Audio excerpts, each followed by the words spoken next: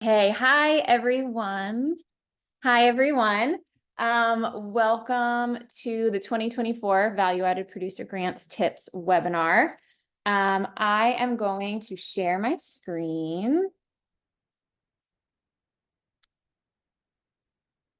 Just give me 1 second and play the webinar. Oops, present. There we go. So what we're talking about today is how to write a high scoring application for the Value Added Producer Grant.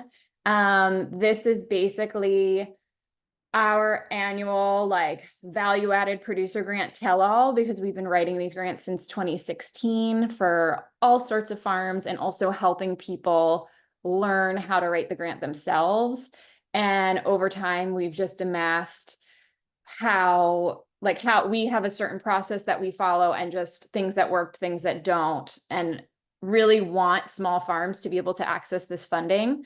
So this is our way of just, if you work with us in the end or you don't, here's some resources to figure out if this is a good program for you, and also how to apply and write a really well scoring application.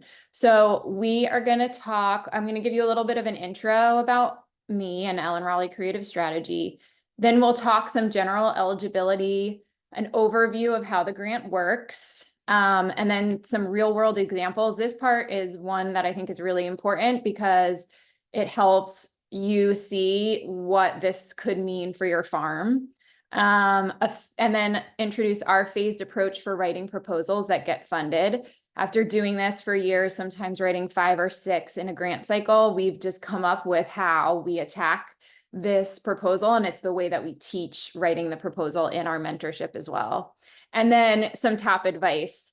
Every year this gets more and more competitive, this grant. So we try to give you some good advice on how to make sure that your grant kind of rises above the rest. And then we will have some time for Q&A as well. So if you can, silence your notifications and just sit in and focus, that's awesome. If not, know that the recording will be sent to you. And there's a few places in the presentation that we will ask for questions to start getting put into the chat box. Feel free to put questions there. Liz is going to answer ones that she can so that we can get to all of them. And then we will have time at the end for any that we can't answer, that Liz doesn't get to as I'm going along, we'll bring up at the end. So don't feel, if something comes up, feel free to just stick it in the chat. So before I get fully started, just a few acronyms. So I'm going to keep saying VAPG. That stands for Value Added Producer Grant. That's the grant we're talking about today. And it is part of the USDA RD, which is the United States Department of Agriculture, Rural Development. So as I say those terms, just know that's what I mean. So why do we host this webinar? I added this slide this year because, like I said, every year the grant gets more and more competitive, which means on our end, we're kind of building extra parts of how we write the grant, how we format the grant that we write so that it's really clear to reviewers, and how the pieces of what we teach in the mentorship, because as the grant gets more competitive, we also want to make sure that the grants that we write or we help people write keep getting a score that's high enough to get funded. So just in 2022 and 2023, unfortunately, I didn't keep these statistics from years past because you would see this big jump, but that's okay. We're just going to talk about these last 2 years. You can see there was requested funding and awarded funding. So and this is only of, as I understand the statistic that the USDA put out, of the eligible applicants. So this isn't even all the applicants they received. The first round of applicants, if you don't have everything in your application, they just kind of toss those applications, for lack of a better word. Then they look at the remaining complete applications, and then this is where that statistic comes from. So you can see only about 50, I think it was 55% about, when I did the math, of the requested funding gets people actually get awarded. So the whole point of this webinar is how, especially as a small farm, because that's where my passion really lies, how do you get yourself in that yellow, that you are one of the awarded funds instead of just a requested fund. A little about me, so you know where I'm coming from. And Ellen Rawley Creative Strategy. So we help farms launch and grow profitable product lines through farmers markets, specialty crops, grocery, CSA, and online. So we work with like all different channels, but really focus mainly on farms and then some small food businesses. That includes this grant writing, and then we also do go to market, kind of planning of products and launches and compliance work. We have been writing winning applications for the VAPG since 2016. It's actually how the business started. I myself had worked at a ranch in Petaluma, and an olive oil ranch. And when I worked there, there was the opportunity. They had all these different heirloom fruit trees, and they wanted to do something with them. And I made a jar of jam, and I stuck it. There was a few marketing people at the ranch. I stuck it in their mailbox, and they loved the jam. And they were like, "Do you know how to do this?" And I was very naive and thought that I did, because I had made some jam at home, that I knew how to like launch a jam line. But I said, "Yeah, sure." And along the way, figured it out, and ended up also, after that, doing product development for their beauty care brand. It was olive oil beauty care. So when I left that job, some farms just started approaching me in the area. It's a small community, and 2 of them were interested in this grant. And so I just kind of, again, jumped in and figured it out along the way. And both of those grants got funded. And so then each year, they told some people and they told some people, and it just became this kind of hallmark, real crux of a lot of the work that we do now is around the value-added producer grant. We've secured over $4.6 million in grant funding so far. That is a really exciting number to say, and it's jumped in the last month because we did write one of the new OMDG grants that got funded, which is an organic program grant, but 1.6 million of that is through the VAPG. So that's since 2016, every year writing grants, and then 3 years ago launching the mentorship for small farms, and that's from 8 different states. And our clients have gotten products featured in all sorts of impressive places. But the real thing that I hope speaks for us more than that our clients have gotten into these fancy magazines and Oprah's favorite list and all that stuff is just that we have helped farms get more profitable, small farms. And that's the part that I'm passionate about more so than where their products get featured, though the product featuring helps with the profitability. If you have questions about, well, should I really apply for a VAPG? I only have this much sales. I've only been in business this long. I just want you to know we've gotten farms funded that have less than 10,000 in sales to over $1 million in sales. Year 2 of farming to multi-generational family farms, selling through all sorts of channels, farmers markets, farm stands, CSAs, local stores, as an ingredient, grocery, processing on farm, and working with co-packers, and all sorts of different products. So I really want to encourage you to see this as an opportunity and not stop yourself if you've only been in business for 2 years and you're just at the beginning of your sales. We'll talk a little bit more about that in eligibility as well.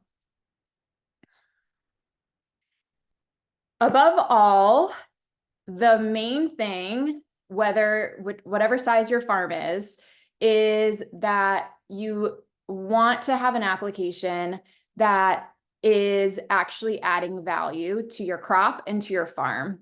And so that's my first tip, is it's only value added if it adds value, which means, you know, value added needs to add value to your commodity. It needs to add actual dollar. It only makes sense to make a value added product if at the end of the day, you're making more money from it. If not, why wouldn't you just sell the commodity? If you can sell the commodity and you make more money selling the commodity, then just sell the commodity.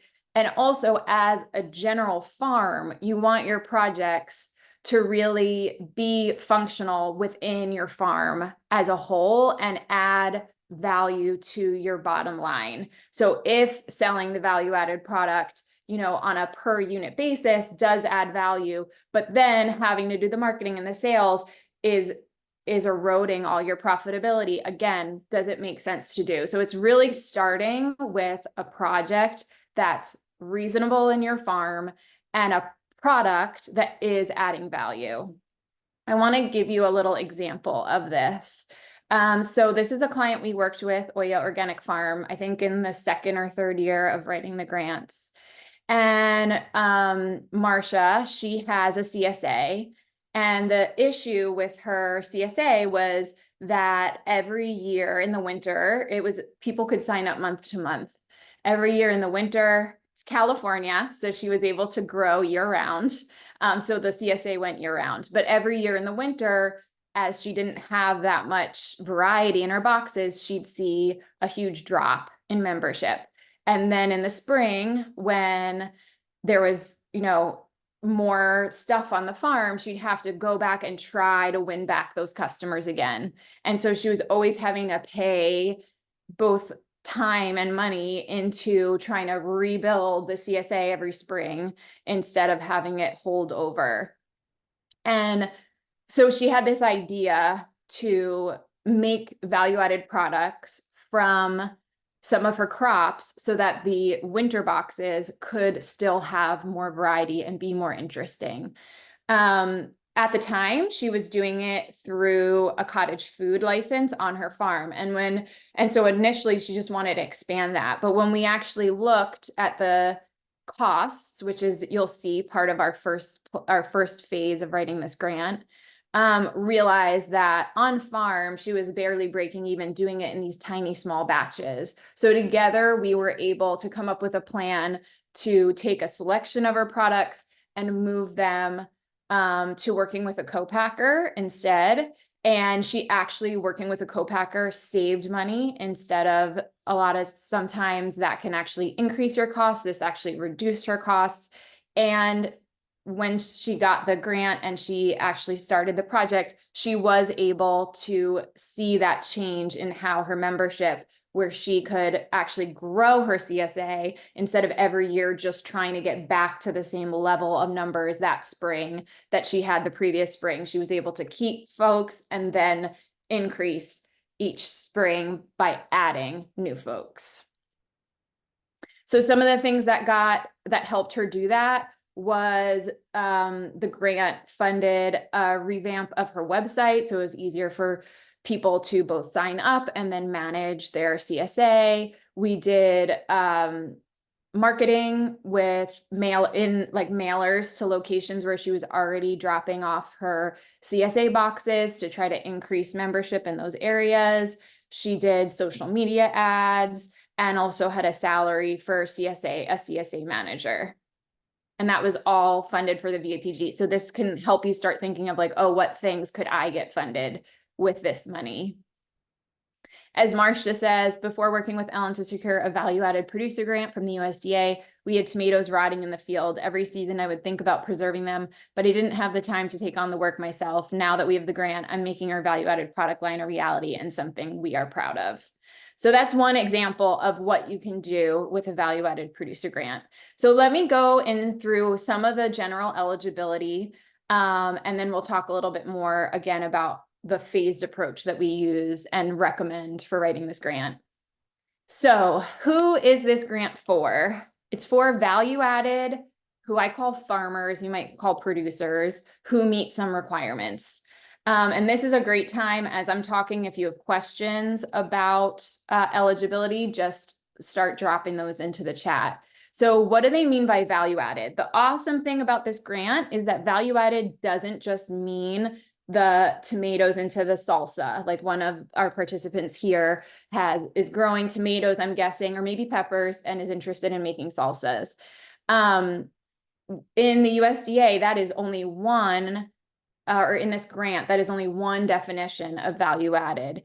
Value added also, and that one is change in physical state. Value added can also mean the way it's produced enhances its value, which you can think of as organic, for example. If you are growing an organic tomato, you probably can sell it for more than a price that's higher than a non-organic tomato. So that is a value add.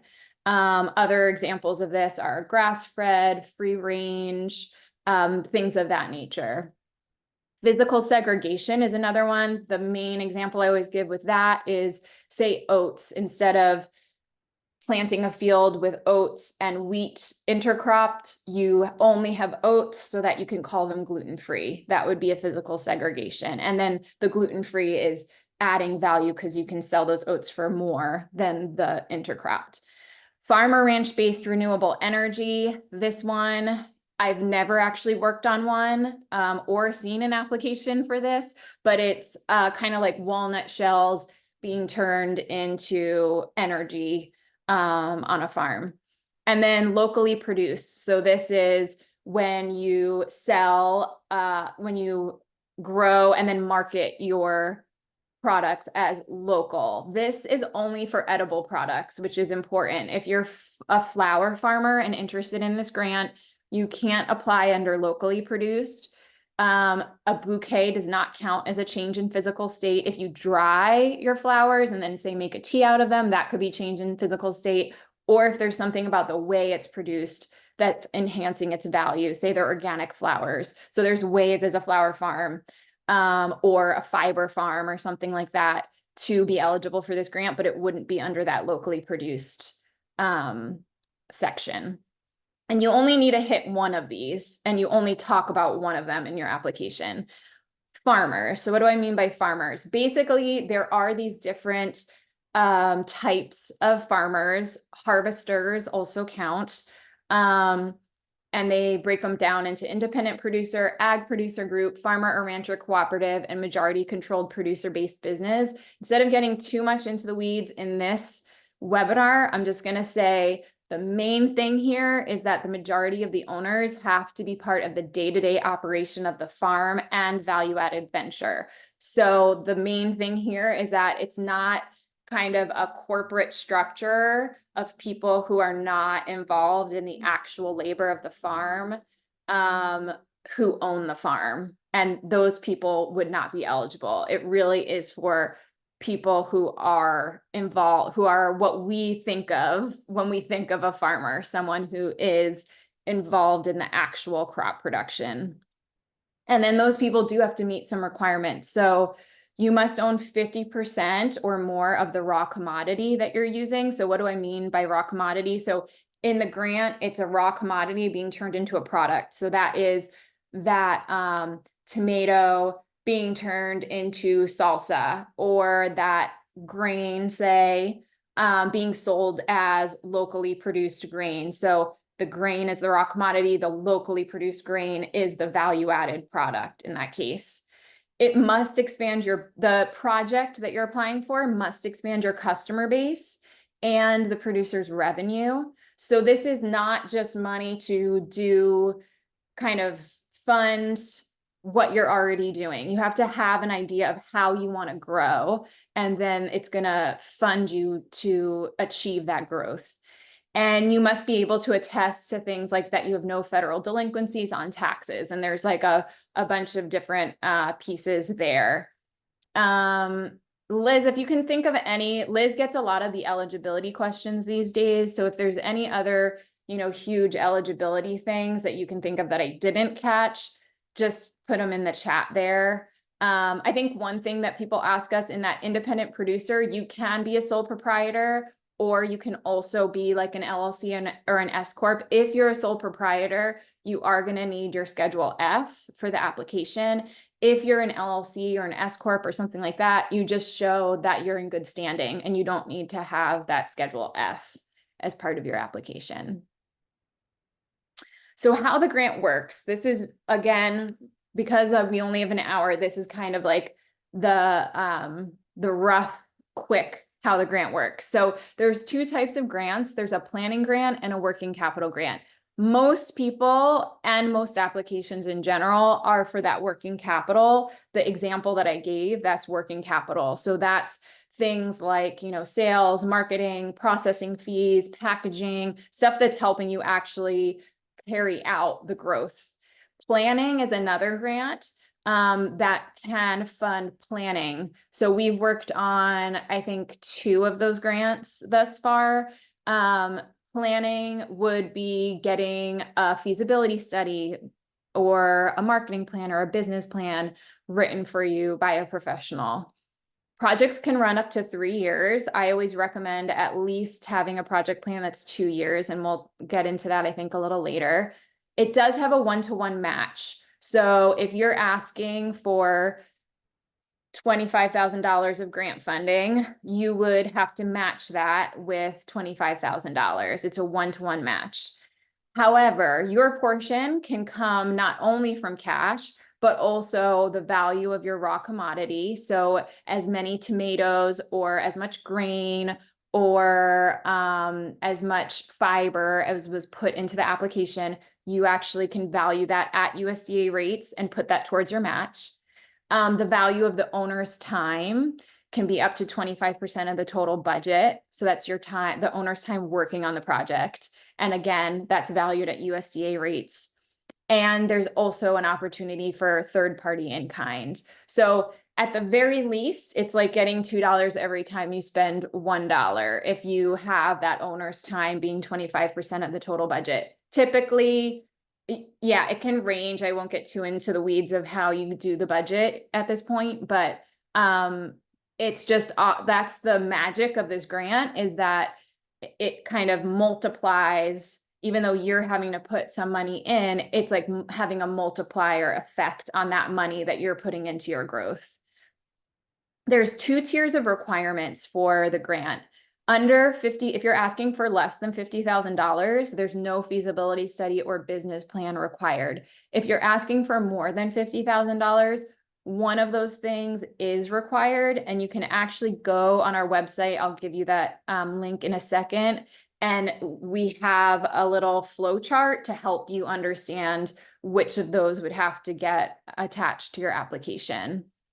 But again, that's only for those that are over asking for $50,000. So if you're asking for over $50,000, just to make this clear, that means the whole project is $100,000 or more. If you're under $50,000 and you're asking for, say, $49,999, and the total grant is for $99,998, because there's your half and their half. And there are, of course, as all grants, eligible and ineligible expenses. The big parts of the ineligible, or like the big ones that we get asked about that I just want to tell you up front, are not eligible. It doesn't cover the cost of the farming at all. So it's everything from after harvest on. So the farming of the crop is not covered. The harvesting of the crop is not covered.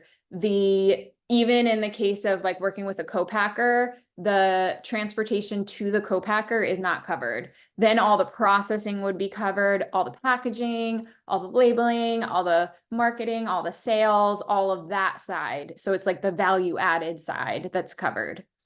Events are typically not covered. Any kind of swag, like if you just want to have like hats with your logo on it, it's all of the marketing that's covered is really for the product itself.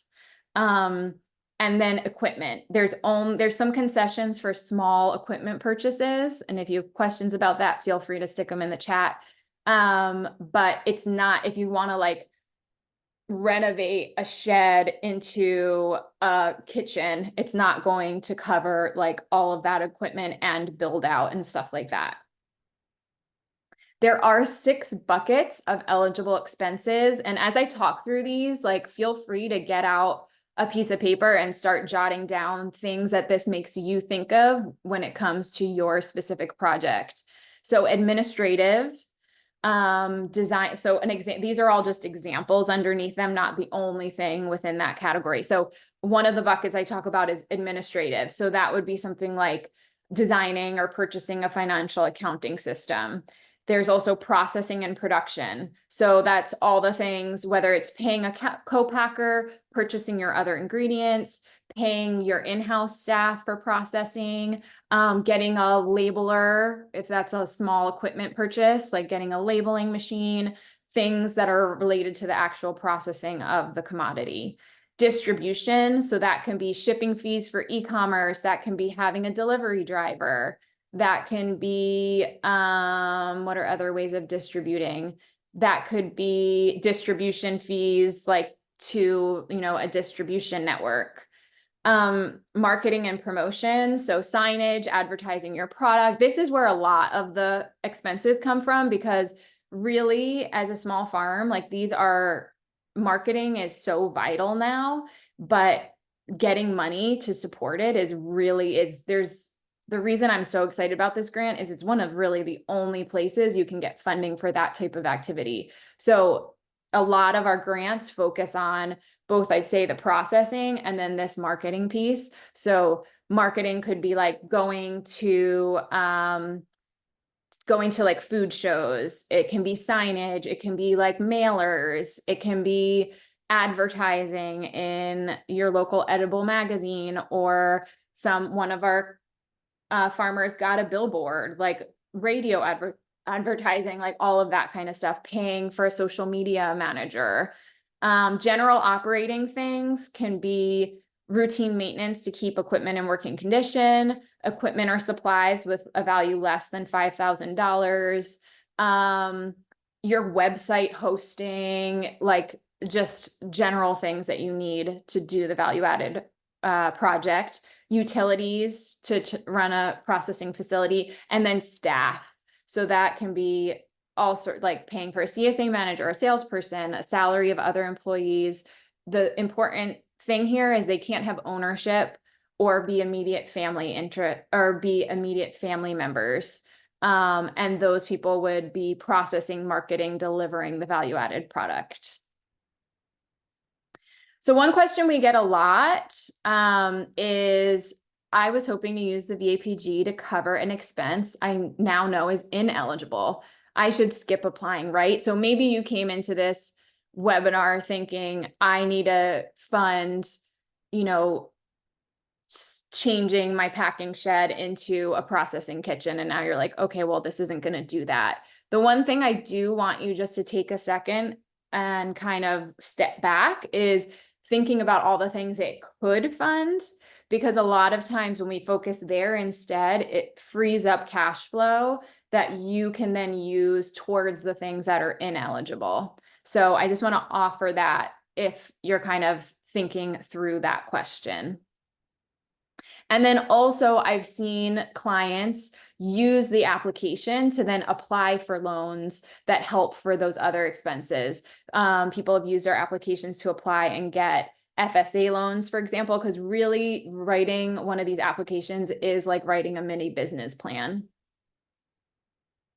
More eligibility resources. So you can go to, if you go to our Instagram, you'll see all these funded posts. These ones are great to help you think through what you could possibly get funded by the grant, because they kind of showcase a specific farm and then go through and talk about what kinds of things. I don't know why it shows on the Instagram what kind of things that they got funded through the grant that we wrote for them. So feel free to click through those, and of course, follow us while you're there and all that good stuff. Or if you go to our website and go to the resources section, there is also a host of different resources for, there's a value-added product webinar series we did with CAF that goes much more into the nitty-gritty of all of the eligibility stuff. Like I was talking about, there's this working capital flow chart, and then there's other resources here as well. So we'll cover what we can today, and just know there's more of those resources for you on our website too. Now I have to get back. Sorry. Let's just go back here. Okay.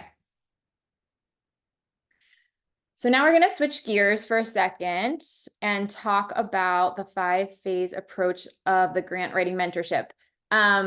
Liz, I'm just going to check in with you. Is there any questions you think I should get to now before I keep going? Yeah, I think I have one from Jennifer, and it's, we have an eco drum that we take the remains and use carbon and produces bulk compost. Would this work? I believe that was in reference to the different, oh gosh, the word's escaping me. Are you meaning to sell the compost? That's my follow-up question is are you going to want to then sell the compost, or is it just to use on farm? There are some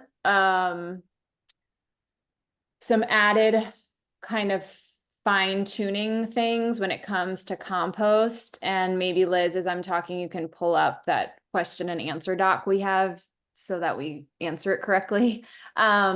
Because a lot of times compost uses either scraps also from other farms, or uses some sort of I'm blanking on the word, but like fertilizer, like cow manure, that's the word, manure from another farm. And that's one thing that gets tricky, because like I said, the 50% plus of the raw commodity needs to come from your farm. So compost can be eligible. You just would have to make sure that you fit within that 50% plus requirement. And then that would be considered a change in physical state, is what I would say that is where it fits in those categories.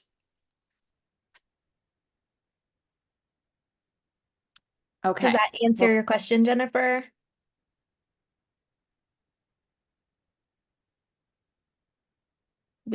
You can add some comments in the chat then if you need a little more clarification. Okay, perfect. And we'll get back to it again at the end. Okay, so then let's talk about, this is my favorite part of the webinar, because when I first started writing these applications, it was very, very stressful. The first 2 that I wrote, I actually, because I had just, like I said, left this other job, I was like, I'll write grant applications and travel around Spain. And it was the 2 men who ran the Airbnb the last days of my trip must think Americans are completely psychotic, because I was basically up like 24 hours a day and just like sequestered myself in this Airbnb in Barcelona, trying to finish these applications and drinking way too much of their free coffee to get it done. Thankfully I did, and they got funded, but that was the beginning of, and unfortunately it took me like another 2 years after that to be like, okay, like how do we do this in a better way? And this is the way that we came up with and that we iterate on every year. So I feel like this is my like biggest, please learn from my mistakes and do this in a way that's more sustainable to you as a human trying to apply for this grant. So we have these 5 phases, and the first phase we call plan. So you'll notice right away, the first phase is not write. There is an application packet that you'll be filling out, and I'll talk about that more in a little bit. But the instinct is to start writing right away, because you get this application packet, it's asking you questions, you're like, yeah, let's like fill stuff in. But the problem with that is you end up spending hours and hours and hours as your project changes, going back in and finding numbers and changing them as you start realizing like what growth you're going to actually try to like what your growth goals are going to be and how those growth goals affect then like the cost of different budget items. Like if you're putting in that you're now going to be able to like double the number of jars that you purchase, bringing down your cost of jars. Well, you probably have a new cost of jars now, and you're going to have to change the numbers you cite in your value added section. It just creates a lot of like circular work. So instead of doing that, we focus first on the plan. The objective here is to define a project worth funding. And what's included is doing a cost of goods analysis on your product, doing some sales analysis, some market research, and some sales projections. I'm going to give you one other example. So Little Apple Treats, they are a farm. They have an organic heirloom apple orchard in Sebastopol, California. And Joanne and Dan came to me because they were selling these amazingly delicious apple cider caramels in farmers markets and doing really well with it. They had a huge following at their farmers markets, but they wanted to grow. And they, at the time, were in a few grocery stores, but it really was hardly selling. They were at like local grocery, and the sales just kind of had plateaued, and there's only so much you can sell at the farmer's market. So they wanted to apply for a value-added producer grant to help them with those grocery sales. So the first thing that I noticed when I started working with them was that their packaging, they had gotten this packaging because they could, you might have packaging like this. You can, the base, so it's a package that slips. This is a sleeve over a base. And the base you can then print in a large amount and have some cost saving on. And then you do these different sleeves. So the idea is to try to, if you have small quantities, to keep your packaging costs low.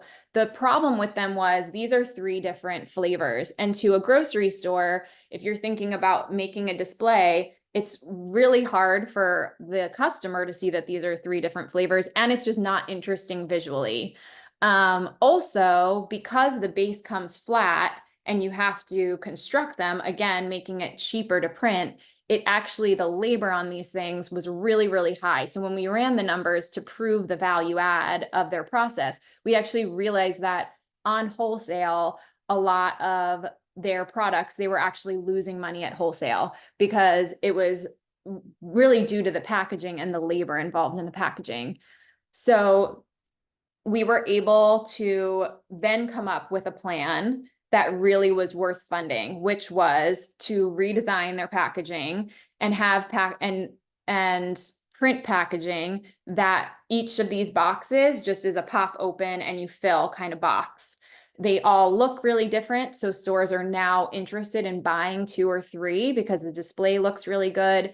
And it actually brings down their overall cost of goods because their labor cost is lower. And because they had the grant, they were able to run that first run of packaging with 5 different flavors and colors. That's the thing that's in the way for possibly a lot of you. I know a lot of small farms is, where do you get the capital for that first run of like jars, or that first run of bottles, or that first run of whatever professional thing it is that's going to make your product look really good and sell really well. That's where the value-added product producer grant can come in, is helping you with that first order, because that brings down your cost of goods. You're now buying in larger numbers, so your per unit cost is down. And then as you sell, you have the cash flow to invest in a second run and a third run. So we were able to get the packaging purchases, other ingredient costs, because they made these in-house, sell sheet design, and the professional photography that went into updating their website. Little Apple Treats says the USDA value-added packaging grant that Ellen got for us was critical in improving our branding, leading to a huge jump in sales and the ability to be picked up by larger accounts such as Eataly, Oliver's, and Buy Right Markets. So once you have that plan that makes sense, so what they wanted to apply for originally was just their product going into grocery, but it wasn't actually a plan that was what I call worth funding, because it wasn't going to be profitable. They were losing money on those sales. So once you have that plan that does make sense, then you move into what we call collect, which is what you're collecting is budget quotes and stellar letters of commitment to strengthen your application. Then you move into budgeting. So once you have those quotes in from the expenses that you want in your budget, then you can create an eligible budget, which is appropriately balanced, that won't limit you. So appropriately balanced, I mean, you have to have that one-to-one match, won't limit you. What I mean is that you want to structure your budget in a way that you're always at that one-to-one match. No matter what happens to the timeline, you're always able to ask for a reimbursement if you need one. Important to note, this is a reimbursement grant. So you spend the funds first, and then you get half of it, or whichever a portion of that expense you apportion to the grant, you get that reimbursed. And you can do that even once every month if you need to for cash flow reasons. Then we move into write, which is writing a compelling narrative that scores well. And then you go into submit, which is completing the application with required documents and submitting it by the due date. So that's kind of the overview of the phases. So let me give you a little advice and some tips on those different phases and some updates for 2024 as well. So my advice and tips, and this is kind of in the order of those phases, narrow down your project to 1 to 2 commodities and 1 to 2 products max. You can reapply down the road. So you don't want to apply for like, say like calendula, lavender, honey, and olive oil, and we're making soaps, balms, face products, and you want it to be simple and streamlined so they can easily see every additional commodity and product. You have to create each argument for those different pieces. So it just increases your work and it makes the whole thing muddier. So you really want to narrow down, and then you can apply later. Like for example, Little Apple Treats, that was their first grant, was apples into apple cider caramels. Then we did another one that was tea products, I believe was the second one. And instead of going into grocery, it had a different channel. And then they actually applied for a third one as well. Excuse me. That was another one of their products and going into a different channel. So you can use the grants over years if you set them up the right way to apply for further funding. Have some amount of relevant sales data. So if you aren't selling the product yet at all, I'd say invest in a test run to get a few months of sales data. Like do that now, like have a month. We have 3 months to write these applications. So sell the product for a month to get some sales data, or resell a similar product. So if you want to be making like apple cider vinegar, start reselling someone else's to get some sales data, or pull together sales data and clear assumptions based on similar products that you sell. So again, in the case of the apple cider vinegar, maybe you already sell olive oil. So you can say, we sell this much olive oil. We think 20% of those people will buy the apple cider vinegar. You want something that shows them there's actually a market for this. The application asks for third-party research. Just make sure it's from credible sources, and because that is critical to a well-scoring application. Collect letters of commitment, not general letters of support. So letters of commitment have exact point values added to them. What you don't need is something just saying, this is a great idea. What you do need is a letter saying, I run this store and I am going to purchase this product, or I am going to be the person who's redoing their website. It doesn't matter that you're going to pay them to do the website. They can still write a letter of commitment. Make sure to include enough people power to pull the project off. You want to put in enough hours that when the reviewer looks at it, they think, okay, this person knows what they're talking about, and this is a project, they have the right, you know, contractors and their own hours and employee hours to actually do this thing. They want to see a project that looks feasible. And you want a project that once you get it funded, you can actually do. So it's really important to be realistic. It's better in this grant to be realistic than to try to show some kind of grand, huge sales that don't seem realistic. Create a budget that will work with your cash flow in real life. So remember, you have to spend the money first, then get reimbursed. Start writing last, like I talked about. Don't shy away from presenting yourself in the best light. This is really big for all my small farms. I see you. You're so used to what you do that I think a lot of times you don't really, and you're humble. Generally, farmers are humble people, which is awesome. But in this grant application, it's almost like applying for a job. You want to show what you've done, how you've grown your farm. And it's a really big deal that as a small farmer, you've survived. Even if you only have $50,000 in sales or $10,000 in sales, like that is something to be proud of and show in the best light possible. Reread the questions after writing your first draft and make sure you answered every part of the question. The application, we definitely recommend using the toolkit that the USDA supplies, but reread that question and make sure that every question, everything they ask for is then written in your response. And then make sure to include all the attachments needed. 32% of applications one year were denied because they were incomplete. So it's really important to be very fastidious when it comes to that last phase, which is the submit phase. Which kind of brings me to another tip, which is to start early and set aside the time needed. So mentees spend about 80 to 120 hours putting together an application.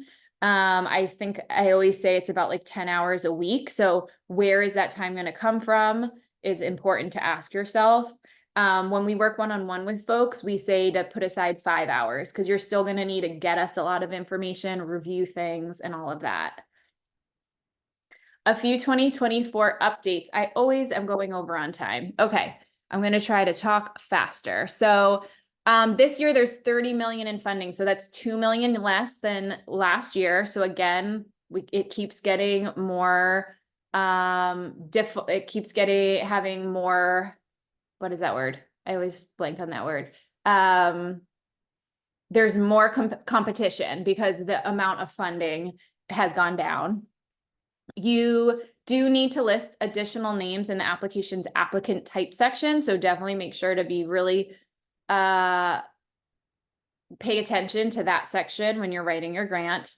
Applications with some cash will continue to get more points. That went away during the pandemic, but it's back. So you do want to have some cash match.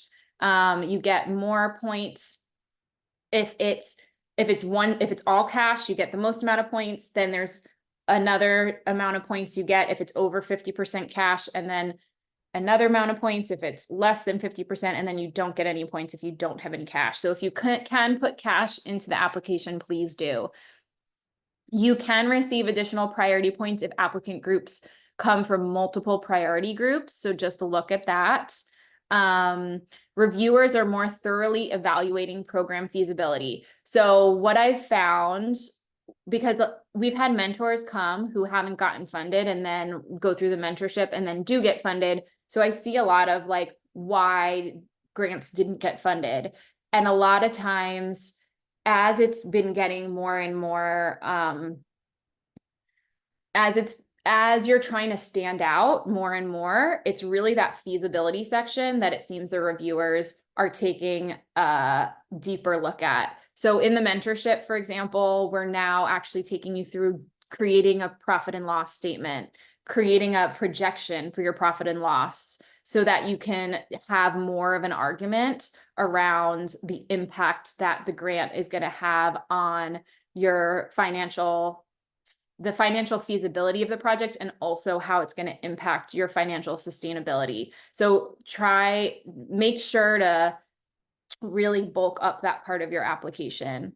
And also with so many applications, formatting for ease of reading is increasingly important. So this year we're also going to be, I think, both on one-on-one and in the mentorship, honing in on the work plan area and the feasibility area to make sure that how we are formatting those sections makes it really clear to reviewers that we're answering all the questions, because they have so many applications to read that you want nothing to be lost nothing to be lost.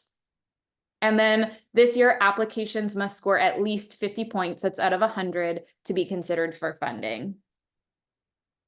So I'm going to talk about the grant writing mentorship, and then I will leave time for, I know that I have 5 more minutes, so I will leave time for the question and answer. If you do have to hop off, we'll get to those questions, and you can watch them in the recording as well. So there's 2 ways to work with us if you're interested. There's the one-on-one where we write the application ourselves. We write the application for you. And the grant writing mentorship, which is where we help farmers write the applications themselves.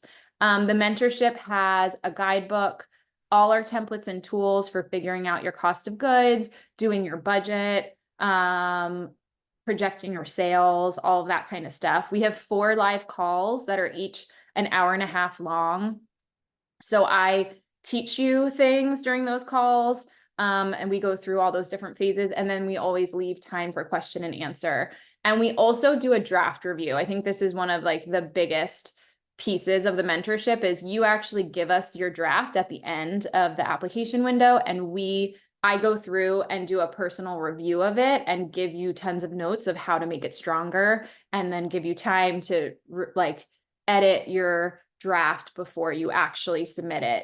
Another new thing this year is at the beginning of the program, we're doing a 15-minute call for everybody. Gets a 15-minute call with me to go over your specific project and give you some tips on how to proceed. There's 2 levels of the mentorship, which you can see on the website. So if you go to the mentorship section of the website, there are 2 levels. There's the focus level. That also includes 3 60-minute sessions with me, but it comes at a higher price. And then there's the group, which has that 15-minute deep strategy session at the beginning, and then all the group calls. We have weekly Q&A, so it's not only in the group calls that you get your questions answered. There's a portal to do that too, and you get everything else that the focus gets, and that investment is just $10.50. We also have some payment plans if you need them. And if there's any issue with accessibility, please email us. Let me go back to presenting. Of course, it lost my spot. Oh, here we go. And I went over all of this. We also have some updated narrative formatting this year, again, because of that feasibility section being so important. And why we make all these updates is really because our goal is to help small farms get funded. And we know that paying for a one-on-one grant writer can be out of reach for a lot of small farms. That's why we started the mentorship. So every year I would talk with farms that wanted to apply, but the problem was, we have to charge what we have to charge to stay in business ourselves. And a lot of farms could not afford that. So then we were like, well, what if we taught farmers how to do this themselves? And so far, there's only 1 application that has gone in through the mentorship that didn't get funded. And I'm very confident that if that person resubmits next year, they will get funded. So it has proven to be true that farmers can write this application themselves.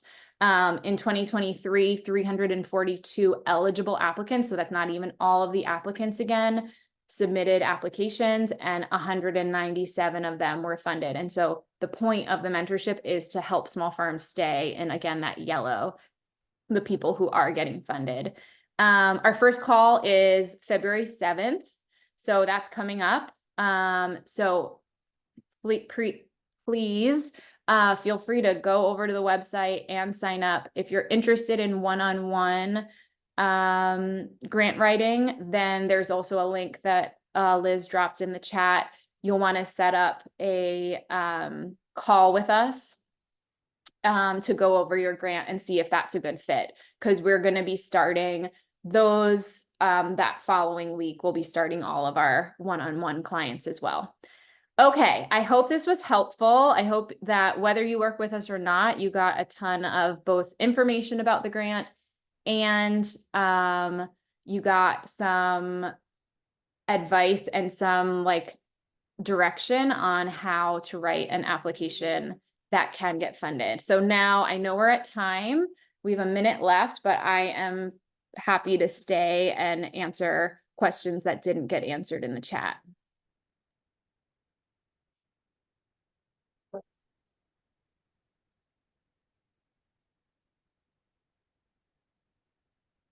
Oh, thank you, Anna. Anna wrote, happy to chime in that this is well worth it. I am one of her fundies. Yeah, Anna was part of the first mentorship. And Anna is someone, I hope it's okay that I share, that had applied and hadn't gotten funded and then used the mentorship to change her application and then was funded, which is awesome. Was there any other questions, Liz, from the chat that we haven't gotten to yet? Yeah, we have a couple. So one is about how many years of production before you're eligible for growth. And I'm wondering if they meant to say for the grant, how many years of production do they need to have before Okay, they yeah. apply? So I'd say there's like two things. There's being a farm business, and then there's making the product that you want to make. Making the product you want to make, we've had people who literally had an idea. We started working with them. There's that 30-day grant window, and they started, I'm thinking of one of our clients who had sweet potato dog treats. So made sweet potato, had the idea for a while, had done already some like testing and like came up with how to do it, had talked to some people and people wanted to buy it, but we had not sold any. So we had her making them and getting sales for us to use to show that there's a market there for the first month of writing the grant for her. So that's a case where she had done a lot of like initial research and development, but she, before the 90-day window, hadn't been selling the product. You definitely want to have, I'd say, I personally, and this isn't written in the grant anywhere, I'm just taking from my experience and from the conversations I've had with the reviewers. If you're applying for a working capital grant, I'd say you want to at least have some years of growing the commodity, because one of the feasibility questions in my mind, if I was a reviewer, if you've never grown the commodity before, is like, is it going to grow where they are? Do they know how to grow it? Like if you haven't made the product really yet, at least I'd want to be able in that feasibility section to be like, we've been growing it for this many years. This is our, how you have to show that you're going to have like the 50% plus of the commodity. So here's how much, this is our yield year over year. So we know we're going to have enough of the commodity for these sales projections. So there, I hope that answers it, because there's kind of two things. How long do you want to have grown the commodity? And then how long will you have wanted to make and sell the product?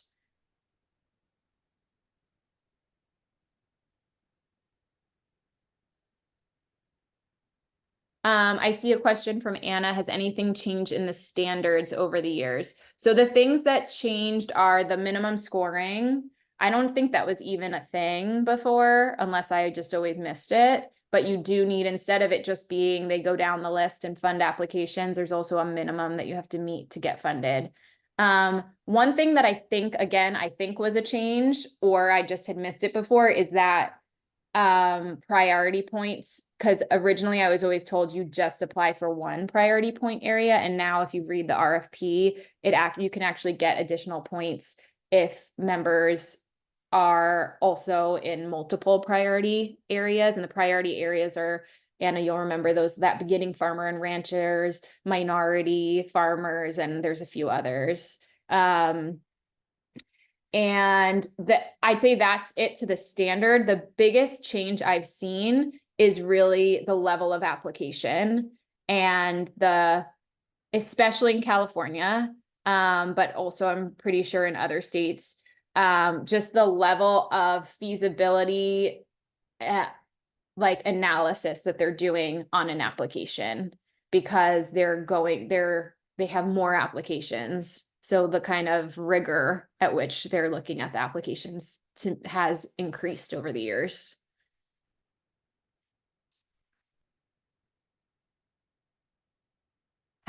What gets scored and how we can manage for maximum scores. That's great. I did not go over that in detail just because we have the 1 hour in the mentorship. We do, and we've like organized it so that you score as highly as you can. If you go to the USDA VAPG website though, maybe Liz can stick that link in the chat. You can download the RFP, the request for proposals. And I'll look at what page. There is a page, 2925.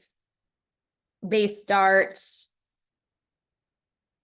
2924 is where they start telling you how it's scored. And there's different sections that you get scoring for. The big thing to note on the scoring, I think it's really important, is that the biggest sections, the sections with the highest amount of points, the difference in the scoring, the top scoring is one is if you demonstrate a reasonable likelihood of success in your answer, and the higher amount of points is if you demonstrate a high likelihood of success. So a reasonable likelihood of success versus a high likelihood of success. It's important for me because that is very subjective. And so that's where I'm talking about, like, each year, I feel like the distinction there has gotten has become more stringent, of like how you show a high likelihood of success rather than just a reasonable likelihood of success, which is where now I definitely recommend doing a P&L projection, having a really clear sales projection that you're presenting to them, even if you're applying for less than the 50,000, if you're doing the simplified application and asking for less than $50,000. And places that you can make up points, like definitely you want to have the maximum amount of commitment letters that you can, and that they go over that in the application, because you get points there. And so you want to have 2 or more commitment letters from each area of commitment letters that you qualify for. I think too, if you go to the resources section of the website, if you go to that CAF, the 3-part series from CAF, I believe in one of those, and I don't remember which one, we actually CAF goes through, and it won't be from this year's application, but they go through each area and how the points get apportioned, but you can also see it in the RFP.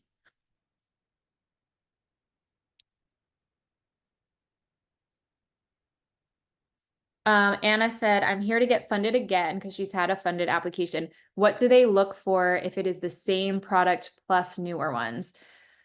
So this is an interesting question. So the main thing would be if you have the exact same product, this is where like the strategy comes in. So if you have the exact same product, if it's the same exact project, first of all, they say you can't get funded for the same exact project, or you have to wait a certain number of years.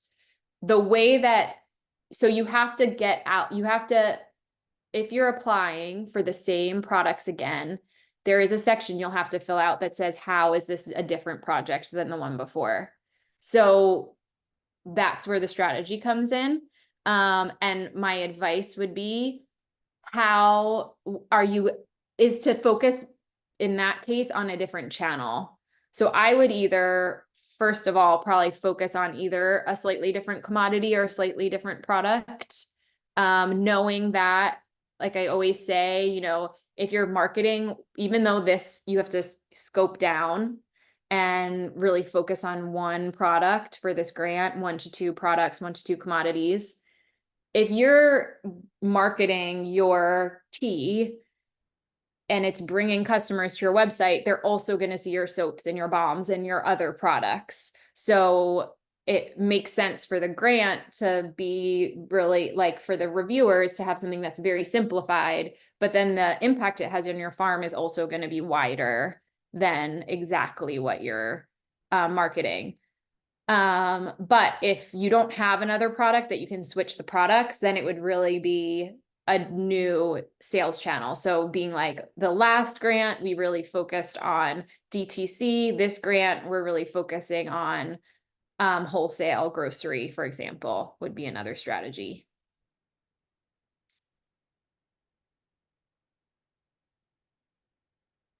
Was there any others from up above, Liz? I do have a couple. So one is in the event that someone had previously gotten the grant, and when they closed it out, they had not finished or used up all of the money they requested. How might that impact reviewers in this new application? So it's a little gray. I've been told by some reviewers that unfortunately, and this also probably depends on what state you're in a little bit and how many applicants they're always, like, how they break up the workflow. States that get a lot of applicants, a lot of times the people who are managing the grant is not the same person who's going to review your grant. And unfortunately, unfortunately for the USDA, in a lot of ways, I've been told that they don't have a really great way of keeping tabs on, you know, how someone's previous grant went for it to impact their current grant. So I always like say that just to like ease some of the nervousness about reapplying. But I do have to say, I always do tell my mentees and my one-on-one folks, we want to have a project that's really feasible because we want to hit your goals and or exceed them. And the reason for that is that in your next grant, then you're able to brag about what you've already achieved with their program. And that gives you some extra cred in that grant when someone's reviewing it. Because just kind of put yourself in the shoes of a grant reviewer. It's almost like a banker is like reviewing your business plan to decide whether to give you money or not. In this case, they're not expecting to get the money back like in a loan, but they do want to see that if we put money into this, there is a reasonable and high likelihood really, of it having an impact, because their hope is that the money that goes into this has the impact of keeping farms profitable and in business and growing. So if you didn't use all the money, I'm hoping you still maybe met some of your goals. And if you did, you'll want to talk about those. That's where it could just like be a missed opportunity. But will it have an exact impact that they'd say, oh, that's XYZ person, and the last time they didn't they didn't spend all the money? I can't really say, because it depends, like, is that person that knows that information ever even going to see this application? Possibly not, is what I have realized working with the RD. But it also is important. I think it just brings up, not to keep ranting, but it also brings up, to me, it is a good amount of time and energy, whether you do this yourself, you do it in our mentorship, you do it even hiring us one-on-one. I said 5 hours a week, it's still a good amount of your time. So creating a project that you can actually do, you have the people, maybe that it's a little bit smaller of a project because part of the money is spent on a project manager to come in and do it for you, or because you need to, pay an employee to do X, Y, or Z.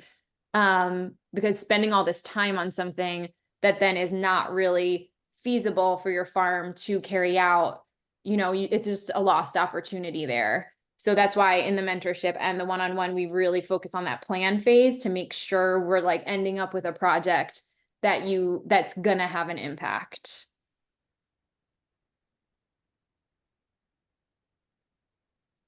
The last question, Ellen, that I wanted you to weigh in on is about a project that would be based around a line of herbal tincture formulas where they contain over 25 different herbs that they grow. They're wondering how to simplify the commodity list. And I said maybe to pick one or two herbs and then the tinctures that those herbs go into as one option. But what else is coming to mind for you? Another thing you can do is just group them as herbs. So I'm thinking of someone that we've done soaps for example. And they had like all different herbs. And if we listed out each one, then each time we're talking about like the value add, for example, we'd have to show each individual product. But if you clump together in the value added section, you're showing that your process is adding value to the commodity, right? So you need to come up with how much does it cost us to grow this commodity? What do we sell it for as a commodity? And how much money do we make off of that per pound of the commodity? And then how much can we sell it for as a finished product, as a tincture? And then how much money are we making per pound of commodity when we sell it as a tincture? If you just lumped all the herbs together as herbs, then you would just need to have a way of, through your farm records, saying, in general, all our herbs cost us, X dollars per pound to grow. So you wouldn't have the granularity of like, calendula is only like $1 a pound to grow, and this other herb that's super specialty actually is really labor intensive and costs us $3. You would just like clump all that together and be like, okay, what are our costs of growing our herbs every year? How many pounds of herbs do we harvest per year? So what's our commodity cost per pound by clumping them together? And then you would do your cost of goods analysis on the finished product with that general just herb cost of ingredient. I hope that makes sense.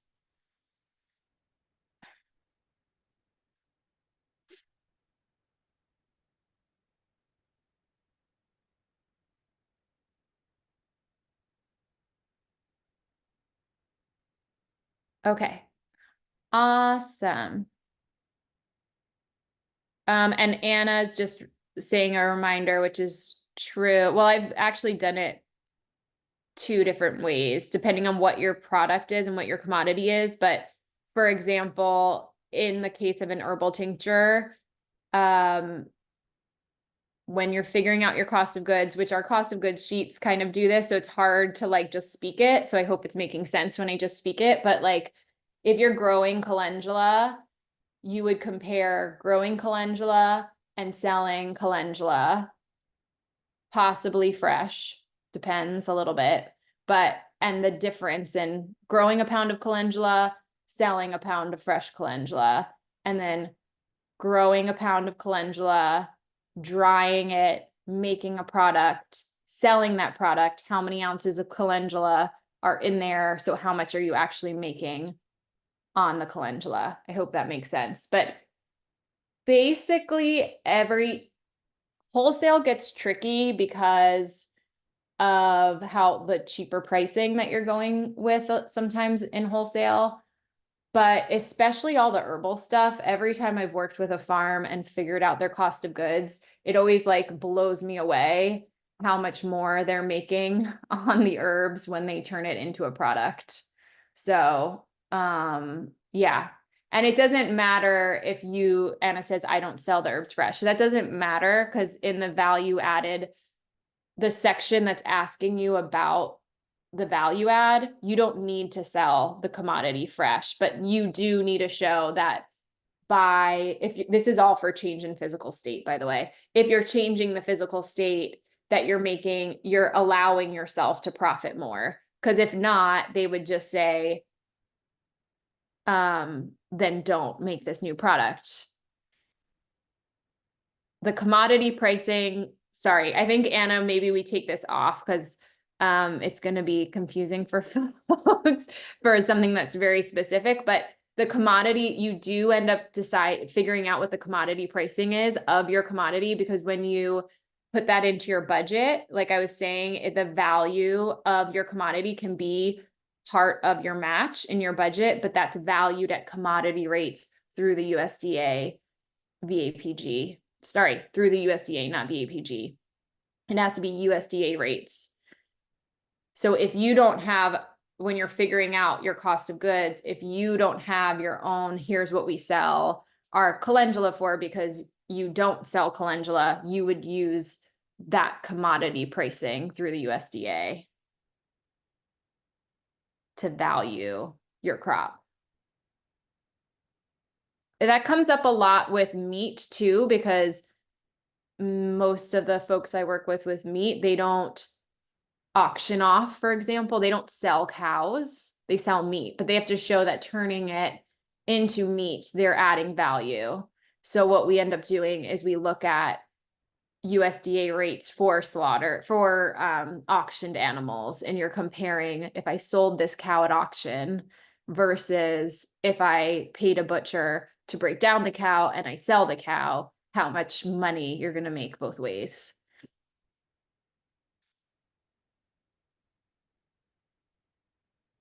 And if that didn't answer your question, whoever had the initial question, please let us know.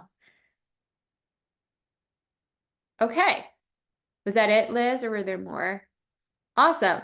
Well, I am glad that I was able to answer a good number of your questions.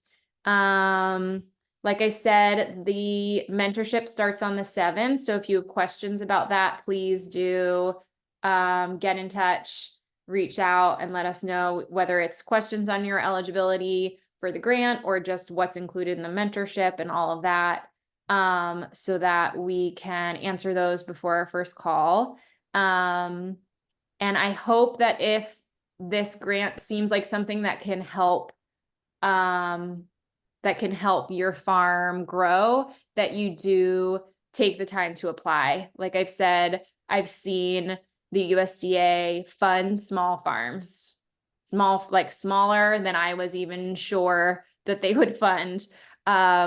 So I am confident that it can be a way for small farms to get the funds that they need to grow their product lines, whether that is, organic commodities or finished products that you're starting with a commodity and turning it into something before you grow it.